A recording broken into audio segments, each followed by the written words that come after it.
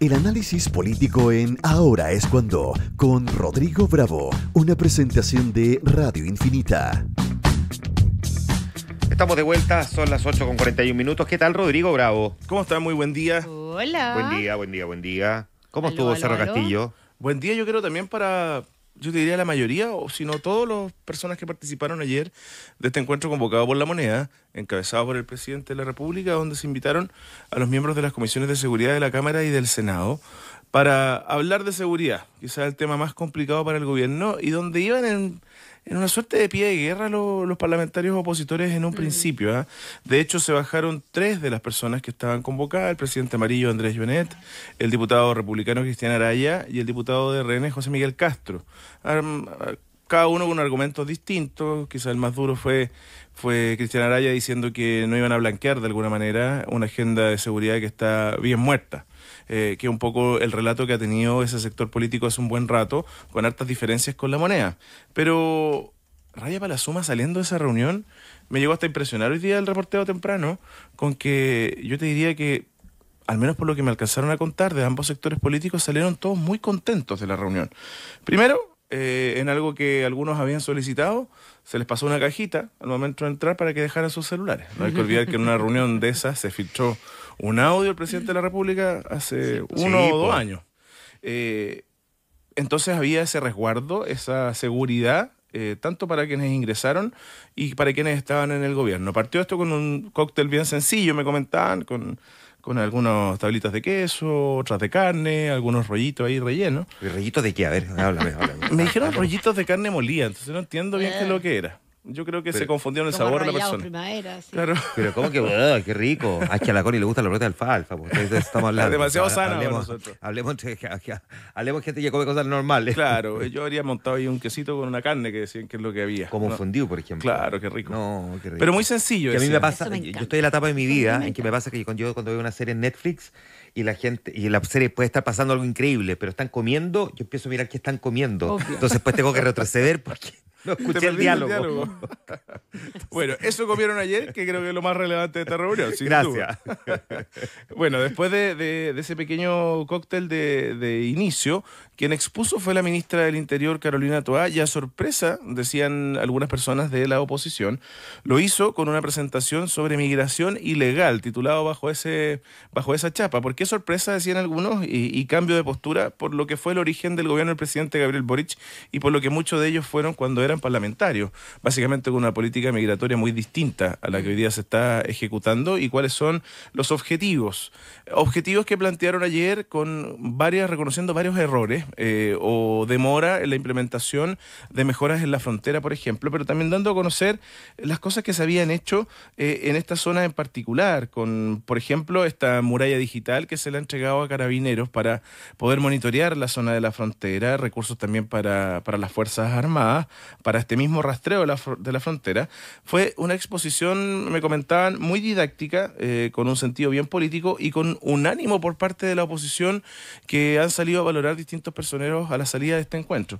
¿Quién fue el más duro? Me comentaban el senador de la Democracia Cristiana, Iván Flores, quien hizo un pormenorizado detalle de la mala ejecución presupuestaria en la Subsecretaría del Interior para combatir la delincuencia.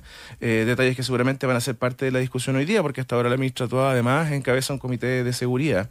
Y algo que también sorprendió mucho, que una de las parlamentarias quizás más duras en esta materia, la diputada Gloria Navillán, fue una de las personas que al cerrar este encuentro dio palabras muy sentidas que de alguna manera invitaban a mejorar el clima político y a trabajar en políticas de Estado. Otra de las críticas que hubo, también me comentan por parte del senador Iván Flores, es que ojalá, bueno, lo dijo a la salida también del encuentro, ojalá este clima de receptivo que tuvo el presidente de la República, porque reiteramos, lo encabezó el presidente de la República, se repita con otros ministros de Estado. Ayer hubo una discusión bien dura y bien álgida por la conformación y creación del Ministerio de Seguridad. El propio Iván Flores, presidente de la Comisión de Seguridad, ha dicho en otros momentos que el proyecto que busca regular de manera económica para perseguir el dinero tampoco ha sido de lo mejor que ha presentado el gobierno, con muchas indicaciones, y lo que ha trabado esto.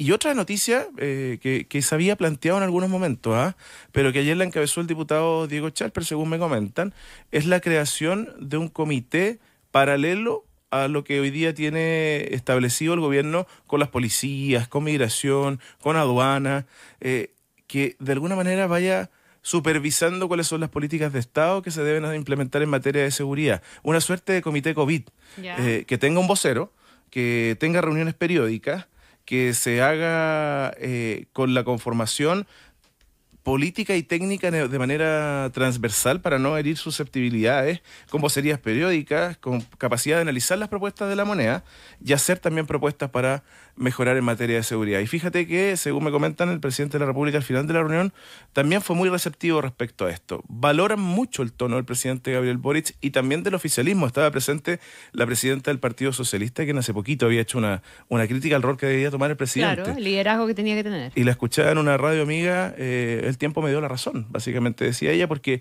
ayer el presidente de la República... ¿Cómo no era que se había retractado de lo que había dicho? Hoy día se retractó. Y eso, fíjate, Connie y Juanma, dejan un pie, te diría que bien distinto y un poquito outside a los parlamentarios que decidieron no ir a esta reunión. Que son los republicanos. Republicanos, amarillos, sí, amarillo. Y un parlamentario de Renovación Nacional. Ah, ya, ok. Ahora, en la raya para la suma uno podría decir que ¿qué es lo que se saca limpio de esto? Mira, yo me parece que lo que va a permear y que quizás es lo que hoy día deberíamos seguir como reporteo es la creación de este comité paralelo, porque genera harta expectativa. Los chilenos tenemos muy en el consciente, ni siquiera en el inconsciente, lo que eran esas mesas COVID, esa suerte de matinal que exponía a los ministros con distintas autoridades, claro, medidas nuevas.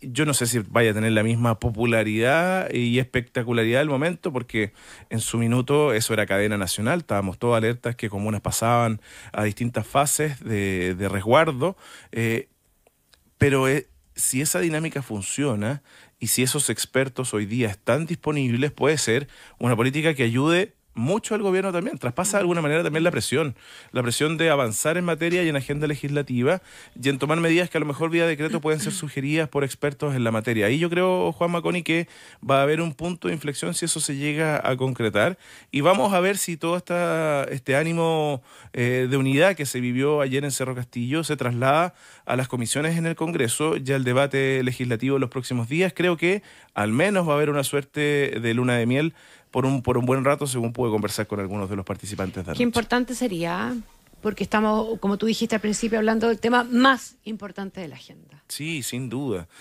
porque es algo que lo hemos dicho tantas veces acá, puede que de repente quede submarineado por otros temas, porque la contingencia nos lleva a poner el foco a los medios de comunicación en otras cosas, pero basta con un episodio de alta connotación pública que lamentablemente vivimos casi todas las semanas para que esto se reactive. Entonces, la moneda, y creo que todos los actores políticos entienden que si no hay un trabajo conjunto, esta cuestión no va a llegar a ninguna parte. Oye, hay harto que se ha escrito, literalmente, digo, en la prensa, Mercurio, La Tercera, particularmente, sobre el por qué el gobierno y el presidente Boric en particular han seguido esta estrategia respecto al caso Hermosilla. No es como una cuestión de salida de libreto, como que el presidente va y habla espontáneamente, sino que pareciera ser algo que han estudiado como que les rinde. Claro, una salida de libreto muy libreteada. Una salida de libreto libreteada, claro. Exacto, pauteada. muy pauteada, porque... el primer minuto, en cuando el presidente de la República espera en una actividad pública que se concrete el anuncio de la jueza de la detención, de la prisión preventiva de Luis Hermosilla, y sale él a valorar y considerar buena esta medida y a referirse a Luis Hermosilla con nombre y apellido como uno de los todopoderosos, que los todopoderosos también pueden llegar a la cárcel. Pareció en algún momento o terminó por inquietar un poquito al gobierno por la arremetida que tuvo Juan Pablo Hermosilla, el abogado Luis Hermosilla, al día siguiente. Pero nuevamente, cuando tuvo la oportunidad, después de algunos días de haber guardado cualquier tipo de opinión en el mandatario, y lo hace de esta manera espontánea, caminando por el patio de Los Naranjos, camina a una actividad al Centro Cultural de la Moneda, y reitera el concepto de los todopoderosos, pero le pone además el componente que él no va a claudicar, estoy explicando la cuña no textual, sí, respecto a lo que la élite pueda decir. Instala este debate de élite versus pueblo, diría nuestro querido Mauricio Morales, que es parte hoy día del clivaje que se ha intentado instalar por parte del gobierno.